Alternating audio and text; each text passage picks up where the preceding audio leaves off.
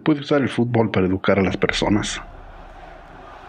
¿Puede un equipo de fútbol influenciar a la población de una nación a tener más responsabilidades cívicas y más conciencia política? ¿Puede un grupo de jugadores cambiar el rumbo democrático de un país entero? A principios de los 80, Brasil era regida por una dictadura militar. Pero en la ciudad de Sao Paulo, un grupo de jugadores decidieron luchar desde su trinchera por un país más democrático y libre. Su líder, Sócrates Brasileiro Sampaio de Souza Vieira de Oliveira, capitán de la selección brasileña de uno de los equipos más grandes e importantes de Brasil, el Corinthians. Sócrates, un héroe del pueblo y de todo Brasil. Hoy vamos a conocer la historia de un movimiento que cambió el rumbo de un país, la democracia corintiana. Esto es Las Venas Abiertas.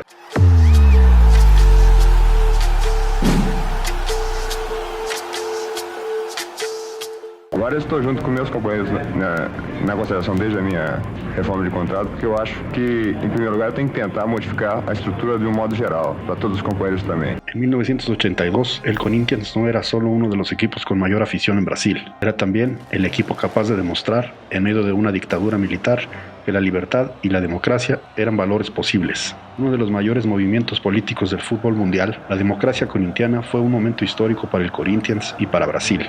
La democracia corintiana fue encabezada en el campo por jugadores como Sócrates, Vladimir, Casagrande, C. Mário, Viroviro y Zenón, entre otros, con el respaldo del famoso publicista brasileño Washington Oliveto, quien en ese momento se hizo cargo de la parte de la comercialización de Corinthians, renunciando incluso a recibir un salario por el trabajo. La democracia corintiana surgió con el ascenso de Valdemar Pires a la presidencia del club, tras la salida de Vicente Mateus y una mala temporada de 1981, en la que Corinthians quedó en el lugar 26 en el campeonato brasileño y el octavo en el campeonato paulista de ese año. La presidencia descentralizada de Pires y la presencia del sociólogo Adilson Monteiro Alves como director deportivo, sumada a la articulación política de algunos jugadores de la plantilla, permitió el nacimiento de un modelo de autogestión en el deporte inédito y nunca repetido hasta la fecha. La democracia corintiana era la voz del fútbol y del deporte brasileño en una lucha por democratizar al país. ¿Y qué significa esto? En sí, una de las banderas principales del movimiento fue luchar por la devolución del derecho al voto para la presidencia, lo que no ocurría en Brasil desde 1960,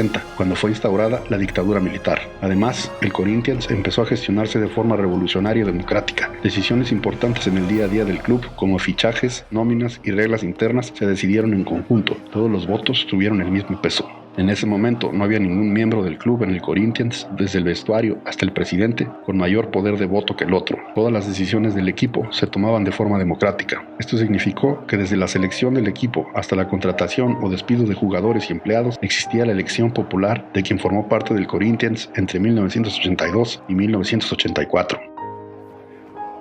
Gestión propia, debate, lluvia de ideas, votación.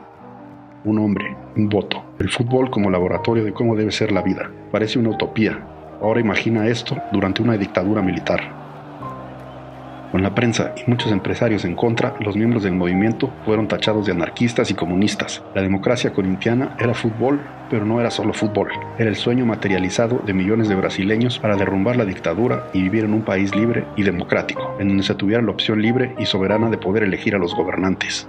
La camiseta del Corinthians se transformó en un mensaje poderoso, ya que es una camisa sagrada para gran parte de la población brasileña, algo que pertenecía a todo el pueblo. Una de las acciones más representativas del movimiento fue cuando en un juego delante de 40,000 personas, en la final del Paulistano en 1983, el equipo salió a la cancha con una enorme bandera con la leyenda "ganar o perder, pero siempre con democracia". Y esto le cambió la cara al fútbol en Brasil y sin duda fue un gran impulso para la lucha por la democracia. Los frutos de esta gestión visionaria, valiente e innovadora, fueron para el Corinthians 2 títulos de campeonato paulista, 1982 y 1983, y un respiro económico que llegó con la liquidación de todas las deudas y un saldo de $3 millones para la próxima temporada. Para Brasil, la democracia corintiana fue más allá.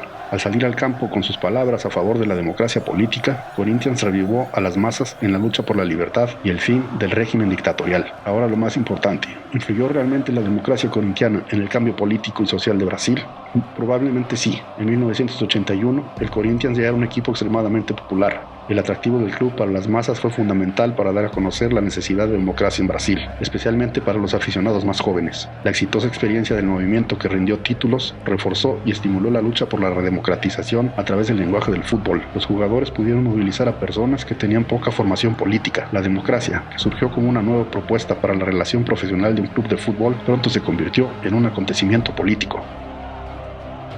En 1984 comienza el fin de la democracia corintiana, con la salida de Sócrates y Casagrande y el nuevo movimiento del fútbol comercial. Comienza el Clube dos 13 y la figura de los sombreros de copa vuelve con toda su fuerza. El final definitivo llega en 1985 con la no elección de Adilson Monteiro como sustituto de Valdemar Pires. Sin embargo, la importancia de la democracia corintiana es innegable. Pocas veces en la historia mundial y nunca antes en Brasil, un movimiento deportivo ha tenido un carácter tan llamativo en el escenario político de un país. El coraje para desafiar a la dictadura y levantar al pueblo en una lucha por recuperar sus derechos es un hito que no se puede olvidar y una de las pruebas irrefutables de lo que el Corinthians es en su verdadera historia y esencia, el gran equipo del pueblo. No olvides suscribirte al canal si te gusta nuestro contenido. Esto fue Las Venas Abiertas.